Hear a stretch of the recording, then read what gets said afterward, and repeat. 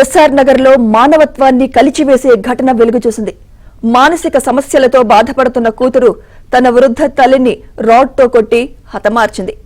SR Nagar police station పరిధిలో గల లీలానగర్ లో 40 ఏళ్లుగా విలాస్ అనే మహిళ తన కూతురు మాధవితో కలిసి ఉంటోంది. మాధవి కొంతకాలంగా మానసిక రుగ్మతతో బాధపడుతూ మందులు వాడుతోంది. అయితే సమయానికి మాత్రలు వేయలేదన్న కారణంతో తల్లిపై ఆగ్రహం వ్యక్తం చేసి రాడ్తో దాడి చేయగా విలాస్ అక్కడికక్కడే మృతి చెందింది.